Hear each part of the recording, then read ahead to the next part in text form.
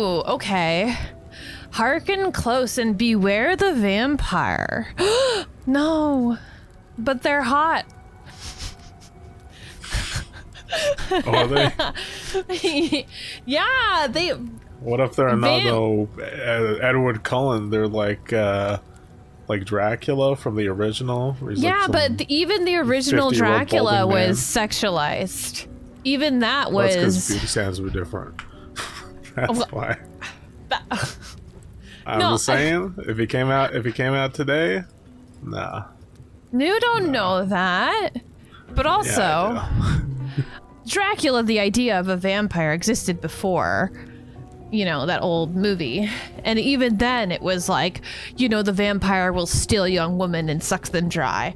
Like, it's not like a... It's always been kind of a little... kind of a little, oh my. But like, it was a horror story, but it was also kind of like, oh, like he'll lure them away, or, you know, the kind of vibe. Mm-hmm. Have you ever watched Nosferatu?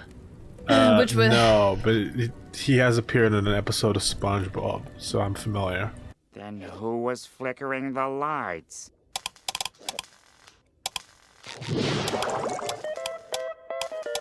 Nosferatu!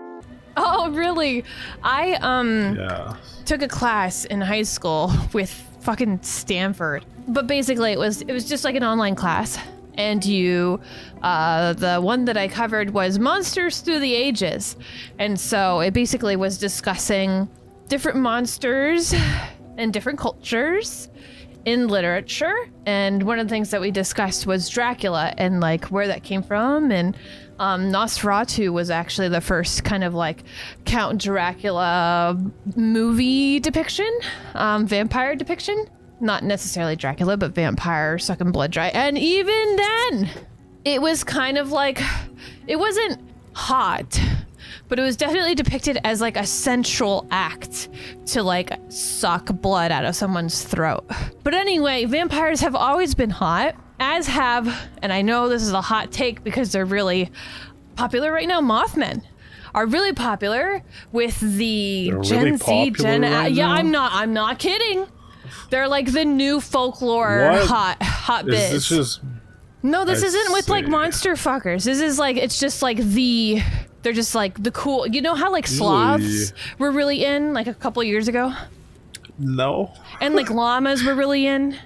And not as like romance. You're just on a different side of TikTok, I think. No, I'm not talking about TikTok pie. I'm talking about you go to fucking Target, you go to Walmart, and you see, like, what's the animal that's slapped on everything?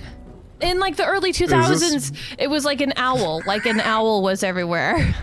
And then... Oh, that's because of the series that shall not be named. Oh, no. It was like a fashion statement, too. Like, I want a plush owl? No. Bro, this sounds fake. I'm sorry, this sounds fake. I'm talking about like people would have like owl and turquoise like necklaces and shit. And it was definitely like no, this might be an American thing. Let me send you a picture. Now you're gonna make me. So you're saying that went from that to llamas and now Mothmen? Well, really, sloths were. That's like, wild. Do you not remember seeing shit like this around everywhere in the 2000s? Honestly, no. Oh, wow. Maybe it really was an American thing. For a while, there were like plushies of like llamas was like nobody really likes llamas, so I'm gonna love llamas sort of thing. And then it became kind of like a sloths, and then it became axolotls. You know how axolotls have become like the new hot biz? Oh. Like you know what I mean? So I'm familiar with axolotls. Yeah, so axolotls were after sloths, and they were like critters that aren't like really like historically been considered like super duper cute, but they became like the new cute, the new cool, the new thing to like say is your favorite animal. Uh-huh. And Mothman has not like filled the favorite animal. It's still axolotl, but it's the same kind of like cultural rotation where Mothman is now like you go to Comic-Cons and people will be like, oh, do you have any drawings of Mothman? You know, like it's like the new, like, and it's not like a superhero or anything. It's just like a new like folklore thing that people are kind of like obsessed with a little bit. And it's like the new Tumblr, not like other girls thing, but like everybody's doing it. So it's just like other girls, you know? Let's see. But Pi's like, not everybody is doing it, but I promise, younger Gen Z, older Gen Alpha are Mothmanning it up right now. I was surprised because usually, like, the fawning of such creatures are pushed by a piece of media, at least. But it's just like, no, we fuck with Mothman now. It's like what the kids are talking about in school. I don't know if this is like, maybe this is just the Midwest, but Mothman isn't a Midwestern folklore. It's like it's a Northeastern U.S. folklore. But I did read a Mothman romance book a couple years ago. It was all right. I didn't like it that much. Have you ever seen a moth, bro? They're like covered in dust. Or well, like some I mean, one of us has eaten a moth and one of us hasn't. So let's keep the judgment away. What a way to admit your crimes. I knew you were gonna. Jeez, I didn't know that you were a devout moth eater. Devout moth eater. Yeah. But anyway, I brought this up because the Mothman, the story behind that is also like someone like steals young women, and like it's always been kind of like sensual in nature. Why is being kidnapped so sensual? Because of the implication why, and I'm not saying it's sexy. I'm saying it's sensual in nature. So like the implication, why are these young women being stolen away?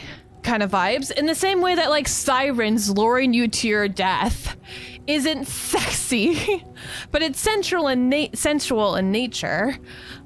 In some cultures, some of them it's more like, it's like your child crying for help and so you get lured to your death because you're trying to save your child. But like the like beautiful woman luring you into the water kind of vibes. Yeah.